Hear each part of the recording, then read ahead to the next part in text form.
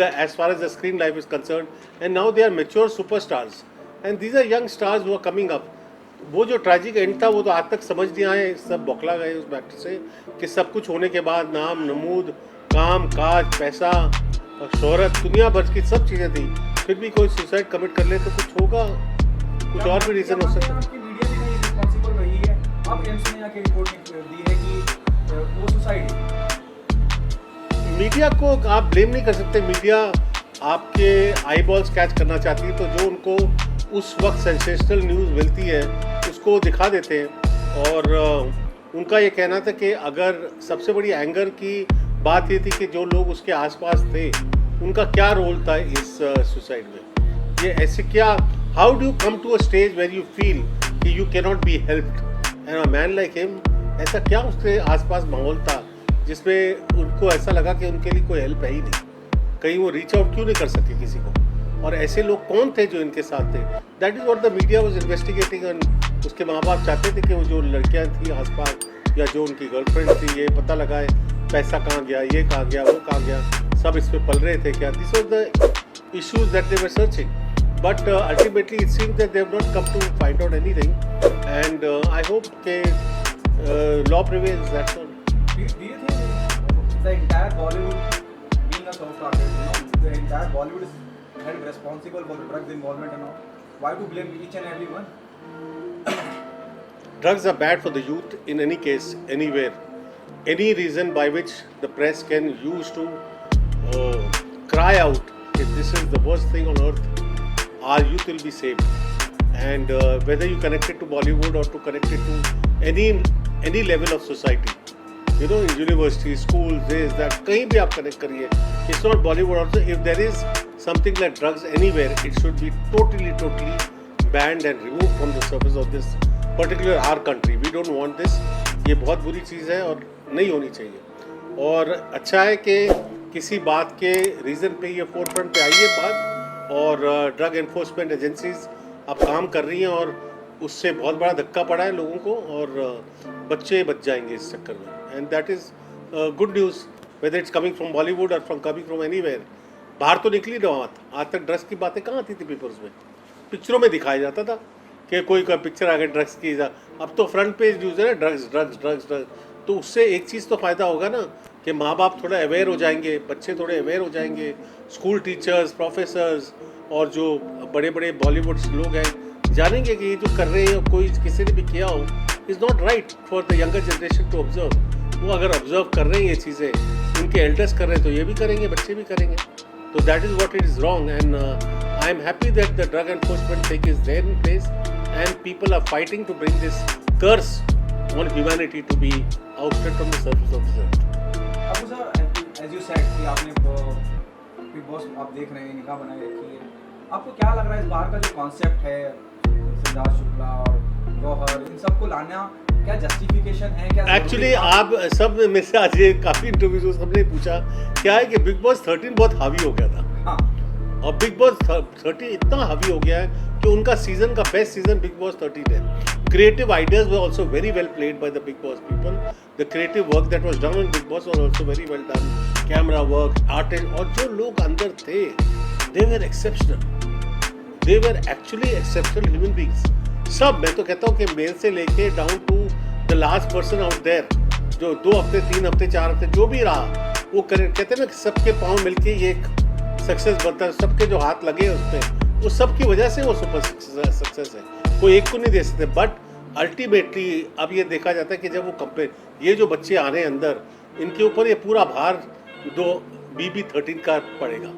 तो अब क्या करेगा बिग बॉस? तो बिग बॉस ने क्या प्लान किया है कि उनके जो प्रीवियस सुपरस्टार्स हैं उनको घर में इंट्रोड्यूस करेंगे, उनके लेवल के लोग अंदर, सो दैट इंटरेस्ट बना रहे, उनके इर्द गिर्द रहे। तो इसलिए का carry forward BB13 into BB14। तो अभी तो एक ही आया आर्टिस्ट, अभी वो और भी आएंगे, वो आसिम आएगा, शहनाज आएगी, रश्मि आएगी, आरती आएगी, डाउन टू एवरीबडी। मेरे को लगता है सब वो जिसने पैन से मारा था वो आएगी, किसी न किसी भाव पे इधर उधर करके 50-60 दिन तो इसमें निकाल देंगे।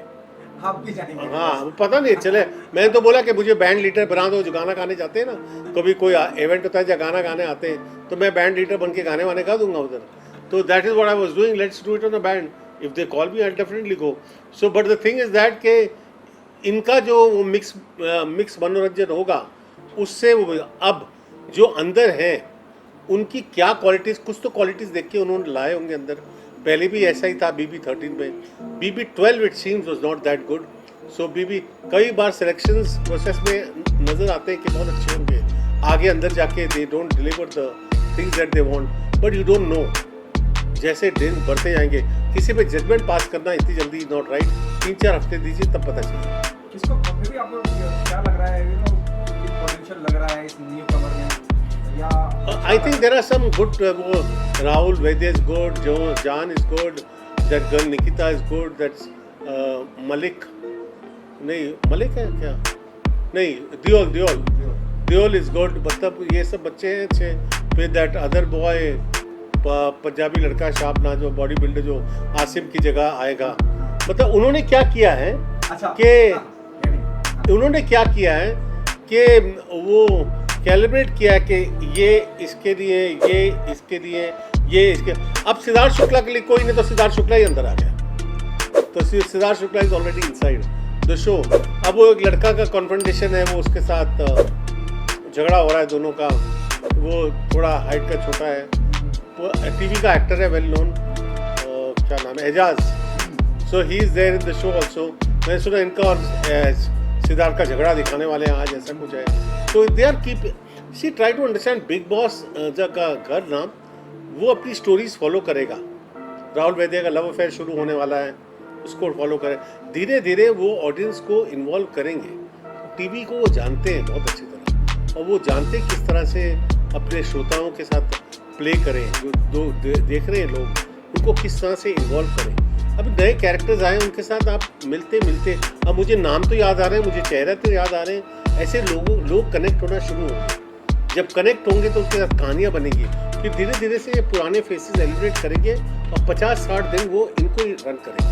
अबू जी, आप बिल्कुल इस तरह से कह रहे हैं कि जो किरदार पहले थे आपके वक्त में थे, उन्हीं किरदारों को नए चेहरे दिए जा रहे हैं कि आप ये प्ले करेंगे, आप ये प्ले करेंगे. उनको बताते नहीं है कुछ. ये सब गेम ये ऊपर खेलते हैं कि ये लड़का इस स्लॉट में फिट होता है. अब क्या होता है, उस शो में जो स्लॉट्स क्रिएट किए गए थे वो स्लॉट्स थे ही नहीं. सब अपने ऐसे ब्लाइंड मैन बप पे गए थे.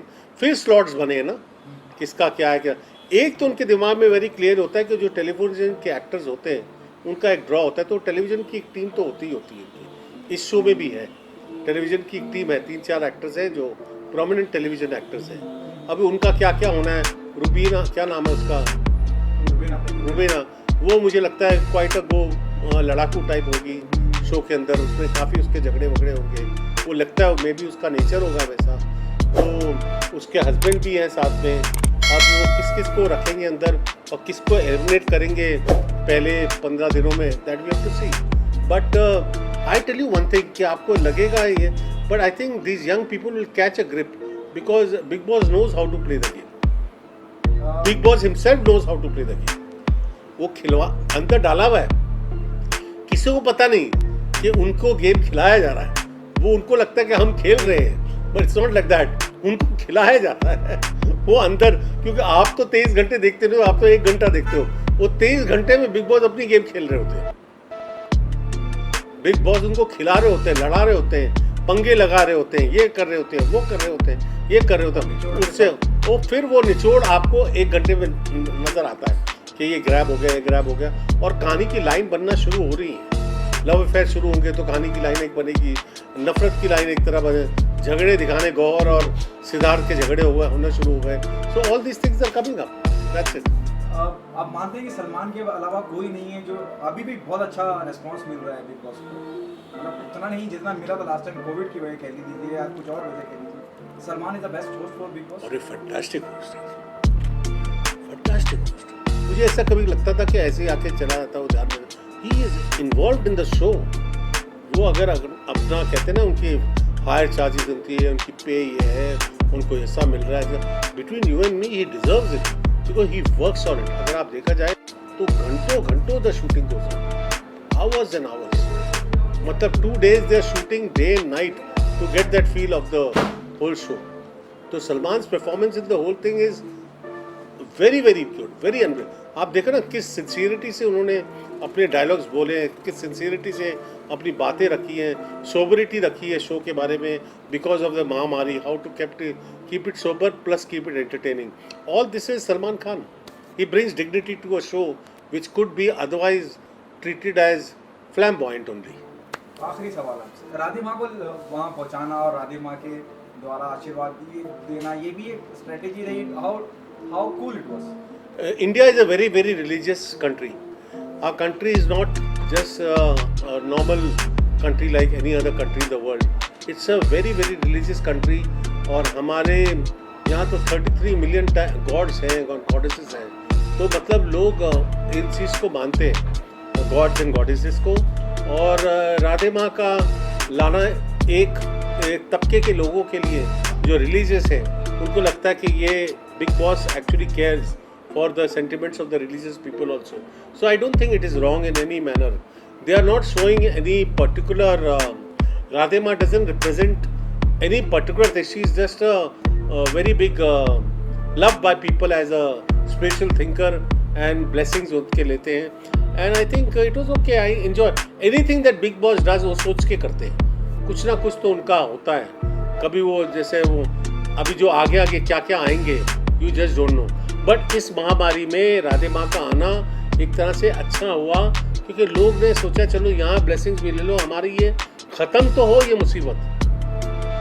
बिग बॉस का शुरू होना एक तरह से लोगों के दिमाग में ये भी डालना है कि भाई ये महामारी अब ख़त्म हो रही है, दिवाली आ रही है सामने, नवरात्रि शुरू होने वाली है 17-18 तारीख को। तो इस वजह से लोगों के दिमाग में आई होप कि दिवाली सेलिब्रेट हो हमारी कंट्री में, and people go out and buy the stuff and the crackers burst, and चलो all festivals put aside, Diwali put aside, Diwali तो celebrate हो जाए। That is what my wishes are, and I pray to God and pray to everybody and do all the way, just pray that we celebrate our Diwali by keeping fit, fine and healthy, and nobody falls sick, and nobody, God forbid, that illness stays in anybody's house and it goes away. India से चले जाए। That's what I think.